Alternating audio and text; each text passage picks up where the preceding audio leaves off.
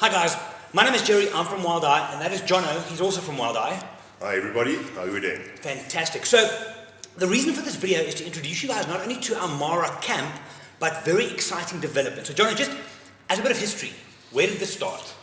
Back in 2011, Wild Eye had just started, and prior to Wild Eye starting, Gerry and Andrew actually had organised a trip to the Masai Mara. Gerry, for those that don't know the background, he was managing a lodge that I've got a share in Madekwe, and he said to me on the deck one day over a gin and tonic, do you want to go to the Mara? And I said, absolutely. So my wife and I went to the Mara with Gerry and Andrew in 2011. We specifically, obviously during migration, it was around about September that we went to the Mara Triangle, the Mara Conservancy, and we stayed in a camp at Kiboko Camp, and it was organised jointly with Isaac Kinyanjui, our regional director in Kenya at Wild Eye East Africa, together with another unmentionable, if I can say that. Good old times, huh? Yeah, good old times. And yeah, literally we stayed in this camp. The vehicles weren't great, the food was not the best, accommodation wasn't fantastic, but the actual experience blew our mind, and since then it's continued to blow my mind, and still does, and still will always blow my mind. How long ago is that now? 2011. So 6-7 years going. Yeah, it's amazing. During that time, we had started Wild Eye, and I thought to myself, this product has got to have legs. So literally on the banks of the Mara River, one afternoon, I called Isaac and Andrew together, and I said, right, we started Wild Eye, we're going to start Wild Eye Kenya, and we're going to have, next year we're going to run migration safaris to the Masai Mara in the Mara Conservancy. And yeah, a year later we sent our first guests to the Masai Mara with Wild Eye. It's amazing, it feels like years ago but yesterday, all at the same time. It's just, It's mad. So I mean, for us, the Triangle, there's a big differentiator between the Triangle and the Masai Mara National Reserve. When we went there the first time, we weren't clear on it. So, I mean, in a short way, what is the difference? One's one side of the river, the other side of the river. There is, let's move on then. No, I think certainly the greater Masai Mara is made up of the Narok side of the river, which is run by the Narok County, and the Mara Triangle Mara Conservancy is run by the Mara Conservancy as an entity. We just, on the experience, the other side, let's call it the other side of the river, rules were non-existent, roads were non-existent, but basically going into the Mara Triangle, it was far better controlled. The sightings were controlled far better, the river crossings were controlled far better, the behavior of the people operating in the Mara Triangle due to the strictness of the rangers, and that it was far more controlled and a far better experience. So we've just associated ourselves with the Mara Conservancy and the Mara Triangle since then, and have always run our camps on that side of the river. Sure. I'm just jumping ahead in our little script we have here. One of the things you mentioned was respect for the rangers, and it's mutual, from us to them to us, and also the positivity, the discipline, and the rules that we kind of not only abide by, but also assist them with. Absolutely, yeah. We've grown. We've just generally, as a company, we like to build relationships, and we realise that we operating there for not the short term. We operating there for a long time. So it's important that we build relationships with the conservancy staff. And I think throughout the years, the rangers have understood Wild Eye to be an ethical operator. Ethically, not only in terms of the relationships we build and the manner which we conduct, and with respect, the relationships that we have with the various rangers, but also to respect the environment. So we don't take chances. We certainly don't off-road where we shouldn't off-road. We don't interfere with the animals and sort of interfere with crossings, etc. So it's been a mutual respect has been built up over the time that we've operated there. And also now we've gotten involved, and some of the guys now into their photography as well. Yeah, we've built up with some of the guys, and we've sponsored. We've had second-hand cameras, and we've given the guys cameras, and they are now posting pretty readily on Facebook and other social media channels through the lenses and cameras we've given them. We've got an idea which we'll get into in another episode, Exactly. of a photo academy that we want to start with the rangers and the staff within the conservancy. Yeah. It's kind of interesting. I remember a couple of years ago, got to the Mara Triangle from the airstrip. We're driving, we see Alfred, and he shows us a little picture of one of his point and shoot still. And he had this incredible image of Scar. And I'm like, dude, what? Ah, no, it's just another image. It's like, what? It's crazy. No, but they're loving it. I can remember the background. It was like Scar standing there all proud with this female looking up at him, Scar looking down at the female with this just expanse of nothing behind it. Was an incredible image. And with these guys seeing those things, we have to. I mean, we have to assist that. Yeah. So just, I mean, as a photographic operator, which we are, just some numbers. In 2013, we took 30 people to the Mara. Yeah. 2016, 85, and we've already booked 110 now for moving forward. Absolutely. Yeah. Well, I did a quick calculation. We've taken well over 350 people in the 6 years we've been operating there, and as Gerry said, we've got 110 booked for next year. We've got an exciting announcement that we'll get into later in the show. But yeah, we've become known as the premier photographic safari operator within the Triangle, and there's a whole lot of reasons for that. But I think just based on the numbers, the repeat guests we get, the guests that we get from referrals, word of mouth is obviously we're doing something right, and we believe in our product, and we believe that it's one of the best products that are out there from an experiential point of view. Oh, no doubt. I mean, and then another thing, if you look at the park fees, which from our input cost, that's a big deal. The park fees in the Mara over the last couple of years, every single guest that comes and everybody pays park fees into conservation to be managed by the Conservancy to manage that piece of property. Yeah. So I mean, that's a big deal for them. Absolutely. I mean, without doubt, out of the operators that provide mobile camping safaris that we do, we probably contributed 90% of the income within the Mara Conservancy. So we've been, obviously, as much as we built a relationship, a lot of the respect is because we've contributed, I think, well over probably $250,000-$300,000 in park fees and camping fees. Massive. So, at the end of the day, that pays the guys' salaries, that makes sure the roads can be fixed, that makes sure they can buy new equipment, and, adds to the conservation and their anti-poaching efforts as well. And the nice thing is, I mean, what you mentioned in the beginning, we can see, every year we get there, you can see they're working on the road. So it's working. Absolutely. It's doing something. So in our camp, up until this year, we're getting to the exciting bit, has always been 2 weeks at one site, 2 weeks in another. There was always this moving thing. Yeah. So one of our pipe dreams in this year was like, oh, come on, wouldn't it be cool to have our own place? Yeah. And we started mentioning this way back. Yeah. How to go? Well, we've been probably viewed in a lot of eyes as being particularly arrogant, and I've no doubt in the CEO of the Mara Conservancy's eyes we were arrogant because, we had this camp, we had to pack it up after 2 weeks, as Gerry said, move it down the river within a day and ready for our next guests to come in, and it was a logistical nightmare. It also didn't allow us to buy the improvements that we wanted to buy because it was just more and more stuff to move. Not that stopped me, but it just in the end, and at this stage, it's a logistical nightmare. It takes sort of 18 to 20 hours of non-stop packing up, moving, erecting at the new site. It's not easy. Yeah. And we went in from pretty much year 2 and said, guys, we're a big operator and we contribute this much to the Conservancy. We want our own site. And literally, if you know the Conservancy, there's only one site that is situated in the confines of the Conservancy, and that's the Serena Hotel. So we were a camping operator that operated out of these various sites. There's 4 different sites we used along the river, and we would happily go along, not happily, but we would erect our camp up and down. And every year I did a presentation for the CEO why we should be given this site, logistics and the cost of our logistics, and if we could reduce logistics, we could bring in more people because we could reduce the input costs and therefore the price. And we had this to and fro, and every time I went to his office I could see him like frown, and here's Jono again. And here comes Jono, and here we go again.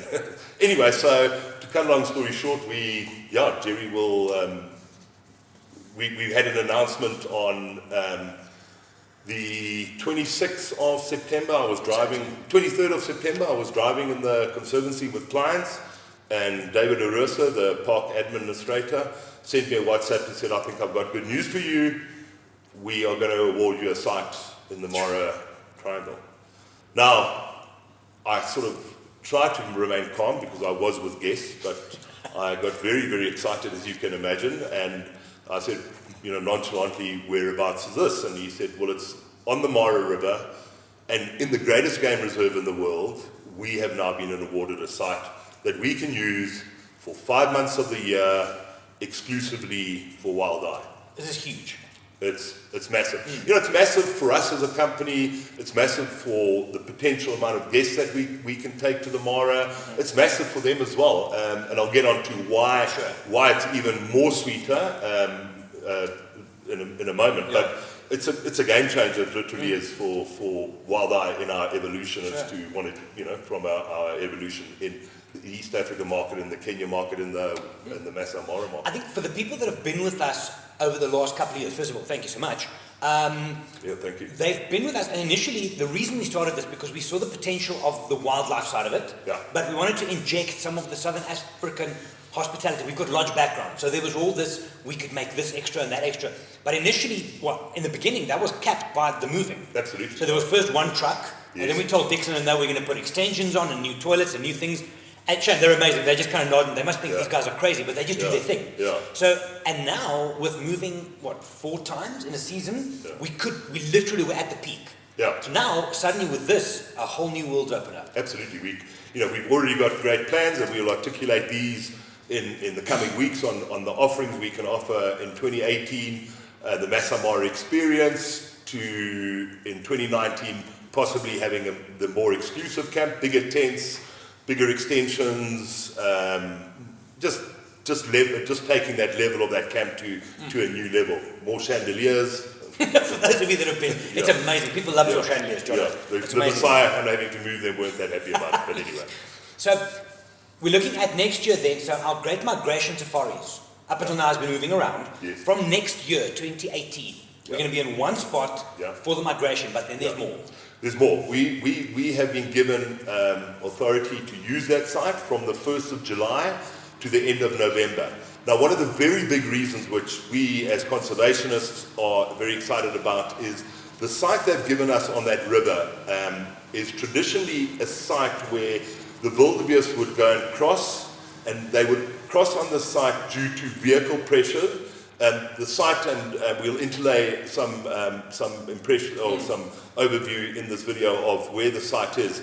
But along the river, where we're going to operate from, are a number of crossing points. And due to vehicle pressure, it would often force the wildebeest to this particular site to cross, because it's not accessible by people on the other side of the river in the greater Masai Mara, and it's not a site that's accessible from the Mara Conservancy. So they would be driven to cross at this site.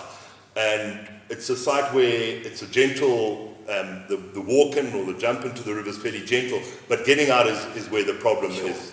It's very rocky, very slippery rocks. So in high rivers, particularly big crossings, there would be sort of a log jam at the exit. They've personally this year, we're still 2017, this year, they estimated in one crossing 5,000 wildebeest actually drowned. That's insane. So by having our site there, it's going to stop the wildebeest crossing at that point. So not only is it great for us, it's great for definitely the wildebeest and for the conservancy as a whole, as it will add significantly to the conservation of the wildebeest. Absolutely. Let's just look at the crossing thing for a moment. So again, for those of you that have been or not, the wildebeest don't just cross the river once in a season. They go forward and back. Sure. So we've been very lucky over the last while that they're always crossing towards us. So from the Masai Mara into the Mara Triangle. Yes. What happens if they go the other way? It's always been a thing because then we fed it off the back end. How does our location play into this now? This is very cool. It's probably couldn't be better. We are about if you want to cross from the Mara Conservancy into the Masai Mara, there's only 2 places that you can cross into. One is down right in the south of the Conservancy at Mara Bridge at Puringat.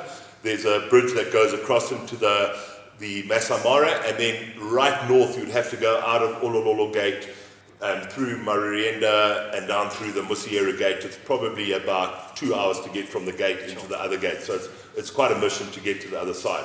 Our new site will be about 3 kilometers north of the Mara Bridge, so within 10 minutes we can be across the other side of the river, and another 5-10 minutes we can be at the traditional main crossing points, but on the other side of the river, so give us the ability to view the wildebeest coming towards us, particularly in the beginning of the season when they're coming from the Serengeti through the Mara Conservancy into the Greater Masai Mara. So again, for those people, that's between kind of Peninsula and Kiboko area, the main crossing points. Yes, yeah. So so you've got Kiboko, Peninsula, and Puringat, and we between Peninsula and Puringat. Stunning. When you and I hosted the last safari this year, we're doing it again next year, by the way, so there's, I think, 5 places left. Yeah. 4, sorry, I just got another booking, 4. So I've just got 3. Oh, 3, there it is. So one of the things then at the end of it, the guests went home and then we went in the morning. You saw the site before, but then we went with the entire staff. All of our staff went there. Yeah. That was a special morning. It was an incredible morning, yeah. Just going back to when I first saw the site. Yeah. The Conservancy guys, it was David Arusa, Alfred Bett, William, there was 1 or 2 other guys, the guy that works for Action in Rock County, the name escapes me for the moment, but we went to the site and they took me to the site, and besides bumping a leopard that jumped out of a tree, we saw the site and I literally got this massive lump in my throat, definitely had a tear rolling down my cheek, so it was an incredible, almost like a spiritual type of experience. And when we went with the staff to see the site, it was amazing. They blessed the site. And that was the Masai ceremony. I'm going to try and put a bit of that video in here. It's just, wow, it was amazing. Yeah. Special times. Special times, yeah. Aye. Enjuro. Aye. Andabo. Aye. Yengolo ho. Naragua. Aye. Naragula langai. Aye. Naramelono. Aye. Anamurua. Aye. Nigenoro. Ewelbai. Aye. Elolo sho. Aye. Ore yangai. Aye. Kiranabo. Aye. Berenda. Aye. Bere shirigani. Aye. Nigenasa. Aye. Yanavagamma. Aye. Ewelbai. Aye. Bere shagai. Aye. Bere murua. Aye. Adjumabolo. Aye. Amelon. Aye. Nigi shirigana. Aye. Alarinogun. Aye. Yangishon. Aye. Naramelon orge. Aye. Naramelon nankari. Aye. Naramelon nanda. Aye. Naramelon. So it's official now. So we have this camp. So our migration safaris will run, which starts mid-July. Mid-July. 21st of July is our first official migration safari. And then it runs until 2nd October. 2nd October, yes. So now, and this is kind of where all of this is going. We're going to be sharing a whole lot more on this, but we're going to have peak migration, which all of that is, and then a whole lot more. So we'll have the Masai Mara experience, which will run from the beginning of July to the 3rd week in July. So we'll have three departures then. We're still going to keep them 6 night, 7 day departures, and the reason being is we want to maximize the opportunity for clients. We're not going to run it like a lodge where you're coming in for 2 nights or 3 nights, because we don't believe that you're going to be able to get the full experience of the Masai Mara. And then when we finish our last Masai Mara migration safari, we'll then go back into the Masai Mara experience, which will run from the first week in October to the end of November. Again, there'll be 6 night, 7 day departures. So I think in total we will run probably about 22, 23 weeks in the season. The other great thing about this, and what we don't, is it's unbelievable for our staff. At the moment our staff have the ability to earn income and a salary for the period, for the 10 weeks that we've been running it. Now, they've got the opportunity to run the camp and earn a salary and income for sort of 22 weeks. So it's a game changer for them as well, which we're very, very happy about. They're great people for you guys would know them. They're just amazing. So I know the question people are going to ask us, and it's very easy for us to discuss, but just there's a migration experience, there's a Masai Mara experience. I've run big cats, you've been in the Mara outside of migration season. People must be very careful to think that the migration is the only time when you should visit this incredible place. Absolutely not. I just can't express enough that the Masai Mara as an ecosystem is definitely the most dynamic ecosystem I've ever been to. Sure, there's different parts of the world that have their own different beauty, their own uniqueness, whether it be landscapes or animals or whatever it may be. But the Masai Mara as an ecosystem is just constantly on the go. And photographically. Photographically, with those wide open spaces, irrespective of the wildebeest or the big zebra herds are there, you've still got the predators. The predators don't migrate, so there's still a massive, healthy lion population. Obviously, the other predators, hyena, leopard, and cheetah, can be viewed all year round. but it's the uniqueness of the environment and the photographic element where you have these uninterrupted views of the animal with very little, with so much space behind them and open plains, and photographically that's like that wins all day. It's amazing. It feels like home now when we go there. Absolutely, yeah. It just feels like home. So some of the new, so we've got the migration safaris, which is the best out there by far, no doubt. Yeah. The new products are going to be safari. We're going to have one of our guides, one of our wildlife guides will always be there. Yes. And there will be a slight price difference. Yeah. Okay, there will be a price difference. We're probably going to come in at about 15% below our current migration experience. So, from an affordability point of view, it does make it sometimes, for some people, a lot more affordable without, reducing the experience that you're going to have. So, as Gerry says, we're going to still have the full camp. It's the full tent setup. We're looking to upgrade our fleet of cruisers in the new year. So the experience is going to be the same. There's going to be a facilitator there. So for those of you who've got a camera, and everyone normally takes a camera to the migration, there'll be still somebody on hand to assist you with your settings, to give you a basic idea of photography, whether you are, for basic idea if you're a novice, or challenge you maybe in different areas of creativity if you're more experienced, or as a facilitator on hand. So the only difference may be that the wildebeest or zebra aren't around. But for those of you that have been to the migration and seen the migration, it forms pretty much a small part of that whole experience. If I had to equate, and I've asked guests this, before you went to migration, it's wildebeest, river crossings. But after you've now seen river crossings, but you've seen it holistically in totality, what percentage of that experience was it? And it ranges from 10 to 20%, but definitely not over 20%. So you're still getting a great wildlife experience in the greatest game reserve in Africa. Fact, just been voted. True, just been voted that. The nice thing also, for those of you that want to see cats, think about this. Early season, there's lots of grass, the wildebeest come through, they pummel this grass down to nothing. So if you're looking at the October-November dates, the visibility is going to be amazing. Absolutely. I mean, the grass, I did my last safaris, one with Gerry, up until the 3rd of October, and then I extended for another week after that, and it was just amazing. The grass was like yay high, the wildebeest had just about disappeared, the cats were a lot more active, so it was photographically far easier. The lions were making, trying to, obviously we're hunting all the time to try and get their feast of what wildebeest were left, so it was an incredible time of the year. And even in July, traditionally the migration has arrived in the Mara Triangle probably mid-July, but in the last couple of years it's actually arrived end of June. So even those first July dates, there's a chance that you may experience the migration. I think it was this year Mike ran big cats, and last year I ran big cats.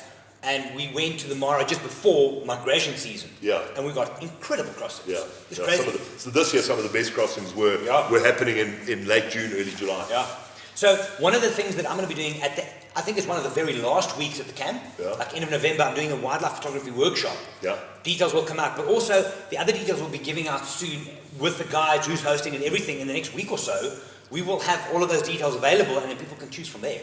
Yeah, absolutely. So it's going to be the migration experience, and that's pretty much fully booked at the moment. And then we'll have the Masai Mara experience coming in at about $465. So it's about an $800 discount on our normal migration trip. So and you're still getting a great experience. So it's great value for money. So I mean, Jimmy, Sammy, Dixon, all the guys are there. All of the guys are there. They're rock stars. Yeah. So if people want to get hold of you or us, how do they do that?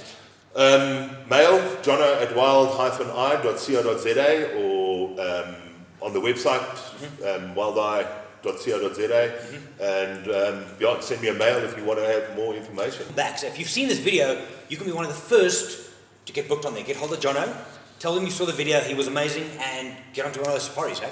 Brilliant. Good stuff. Guys, you know where to find us on social media, Gerry van der Walt, Jono Buffey on all the platforms. Get hold of us, and there will be more info coming out on this soon. Thanks for listening, thanks for watching. My name is Gerry. I'm Jono. Chat to you guys next time. Cheers.